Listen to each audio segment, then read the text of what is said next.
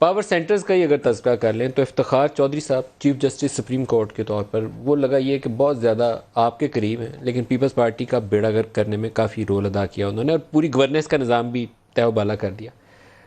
आप साकिब निसार के ज़माने में आ जाएँ तो शायद वो आपको तहरीक इंसाफ के लिए कहीं सॉफ्ट कॉर्नर नज़र आएगा और आपको उन्होंने खूब रगड़ा ले लिया। लेकिन कॉर्नर आपने ज़रा थोड़ा नरम लफ्ज़ इस्तेमाल किया। गवर्नेंस का निज़ाम उन्होंने भी तहबाला कर दिया ना। वो कोई वेस्ट कहाँ डाली जा रही है हॉस्पिटल की, उसको भी खुद विजिट कर रहे थे। जस्टिस जो है एक सियासी जमात के लोगों के साथ दौरे करता रहा। इफ्तिखार चौधरी साहब देखिए और साकिब निसार साहब, ये जो दोनों टेन्योर गिने तो आपको लगा ये कि politician, parliament, supreme court, establishment को तो आप ऑलरेडी सिंस इंडिपेंडेंस आप डिस्कस करते हैं, लेकिन अब ये पावर सेंटर्स बदल गए हैं। जी, उसमें जुडिशरी का इजाफा हो गया, तो you have to define the roles. नहीं, मैंने तो इसीलिए कहा ना कि सियासतदान बैठे हैं, अदलिया बैठे, अस्करी क़यादत बैठे, हमारे सिविल सर्वेंट्स जो इस निज़ाम को चलाते हैं वो बैठे हैं, और प्राइवेट सेक्टर जो कि इस वक्त इस मुल्क की और इकॉनमी का फ्यूचर है। जब तक आप प्राइवेट एंटरप्राइज को इस मुल्क के अंदर उसका कॉन्फिडेंस रिस्टोर नहीं करेंगे, there is no way that any government can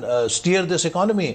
लिहाजा ये लोग जो बुनियादी तौर पे इस मुल्क के इसमें मीडिया भी बैठे, मीडिया एक इम्पॉर्टेंट प्लेयर है, बैठ के ये फैसला करें charter of economy, charter of democratic governance, charter of justice, charter of social protection and charter of national security. असल में एक बेसिक प्रिंसिपल होता है रियासत में कि रियासत में झटके नहीं मिलने चाहिए किसी भी आपकी इकॉनमी को, किसी इदारे को। Stability is critical. हम झटकों में कभी इसको इधर कर रहे हैं, कभी इधर जोल्ट्स दे रहे हैं, उसमें इकॉनमी का बेड़ा गर्क हो गया है। एक ब्रेक करीब आ जानी है, कल आपकी पेशी है, तो आज आपका आखिरी इंटरव्यू होगा, दोबारा गिरफ्तारी होगी कल या कल वापस आ जाएंगे? इस मैदान में है तो हमें कोई परवाह नहीं है, एक हो, दो हो, चार हो। देखिए इस मुल्क ने हमें इतना कुछ दिया है, अल्लाह का शुक्र है कि इतनी इज्जत दी है और इतना कुछ दिया है कि मैं एक मिडिल क्लास से होते हुए कभी ख्वाब में भी नहीं दे सकता था।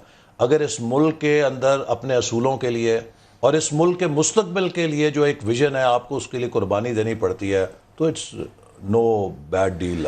सर इस सारे प्रोसेस में जो अनफॉर्चुनेट पार्ट है, किसी के पास ज़्यादा पैसा होना भी जुर्म नहीं है और किसी की बड़ी इंडस्ट्री होना भी जुर्म नहीं है। आप किसी के ऊपर जब इल्ज़ाम आयद करते हैं उसको इन्वेस्टिगेट करके सबूतों समेत जाएं, फिर एहसन इकबाल को पकड़ लें, शायद खाकान को पकड़ लें या जहांगीर तरीन को पकड़ लें, लेकिन अगर आपके पास सॉलिड एविडेंस नहीं है तब तक हाथ नहीं डालना चाहिए।